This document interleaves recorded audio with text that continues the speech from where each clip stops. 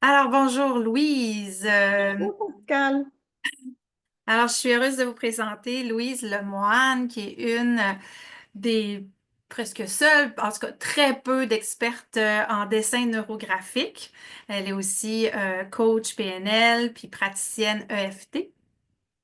Alors, Louise, on veut parler du prochain atelier qui va avoir lieu chez Yoga Cœur Action pour créer son arbre neurographique. Alors, plusieurs ne savent pas du tout c'est quoi. Alors, tu peux-tu en quelques phrases nous expliquer un peu comment on fait un arbre neurographique? Ben, peut-être un petit peu juste avant de parler de l'arbre du neuroarbre, en fait, je pourrais parler un petit peu du Neurographica, juste dire d'où ça vient. C'est une approche qui vient de Russie. C'est une jeune approche, ça fait juste 10 ans. Actuellement, on est 3 spécialistes au Québec à pouvoir, ben, en tout cas en français, 3 spécialistes à pouvoir animer des ateliers de dessin neurographique. Ce sont des dessins de transformation. On travaille toujours sur un thème, quelque chose qu'on veut améliorer dans sa vie.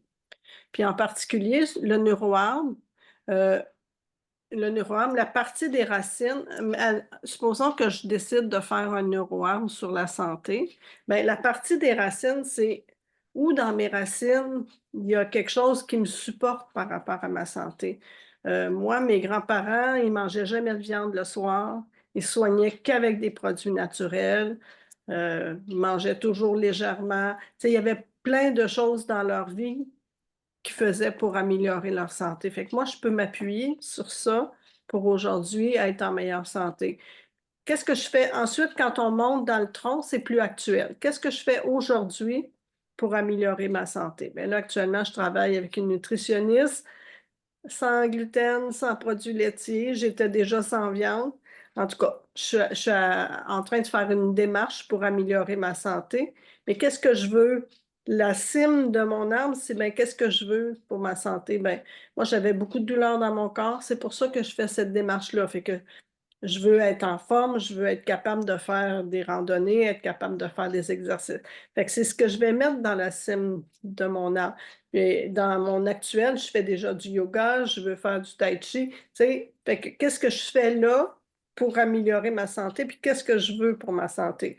Fait que c'est un exemple, mais on peut faire un neuroarbre sur nos finances, on peut faire un neuroarbre sur nos relations, on peut faire sur différents thèmes. Moi, quand j'anime un atelier, je guide chacune des étapes du dessin. On part d'une feuille blanche, puis je guide chacune des étapes du dessin. Puis, je vous le promets, c'est toujours beau à la fin. Ben oui, c'est ça. Les gens, ils ont vu au salon l'éveil, hein, tes œuvres. Puis, tous les gens sont très curieux, fait qu'on voit ces sphères-là hein, comme derrière moi, là, on en voit des neuroarbres. Alors, on travaille principalement avec des sphères. Pourquoi on travaille principalement avec des sphères? C'est une des figures géométriques la plus parfaite. On peut tout contenir les autres figures géométriques dans le cercle. Le neurographique s'appuie beaucoup sur les éléments de la nature. Puis le cercle, tu sais, il y a la lune, le soleil, hein, le cercle est très présent dans la nature. Fait que c'est là-dessus qu'on s'appuie, puis c'est ça, une figure parfaite. C'est une figure parfaite. C'est pour ça que c'est le cercle. Il y a d'autres dessins plus avancés où on va avoir des triangles et des carrés avec d'autres objectifs pour ces figures-là, mais essentiellement, on travaille beaucoup avec les cercles. Puis, qu'est-ce qui fait que ça a un impact sur nous? Tu sais, on dit qu'il y a même des preuves qui démontrent l'impact. Scientifiquement, oui, c'est ça. Ils ont fait des recherches en Russie. Ils mettent des électrodes, puis ils peuvent voir ce qui se passe à chacune des étapes du dessin. Même que ils peuvent voir que chacune des étapes du dessin fait travailler une partie différente du cerveau. Ils ont pu voir ça. Puis, en tout cas, il y a une prétention que plus on fait de lignes sur notre dessin, plus il y a de nouvelles connexions neuronales qui se créent.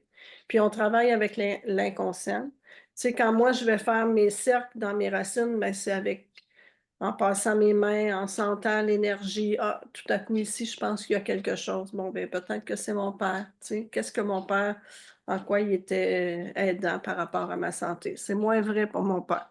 Je ferais mieux de mettre mes grands-parents. Tu Mais il y comprends? a un Mais c'est travail intuitif aussi, hein?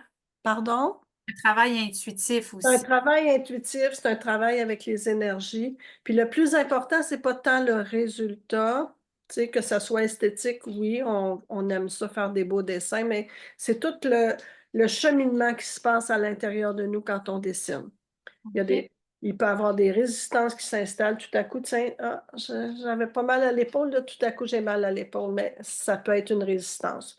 On continue puis ça va passer. Tu sais, notre corps manifeste. Quand on est avec l'inconscient, si je veux améliorer ma santé, mais il y a une partie de moi peut-être qui se dit, ouais, mais ça, tu sais, on ne pourra plus manger de fromage, mais ça ne sera pas drôle. Tu comprends que ça crée des résistances à l'intérieur de nous quand on veut faire des changements.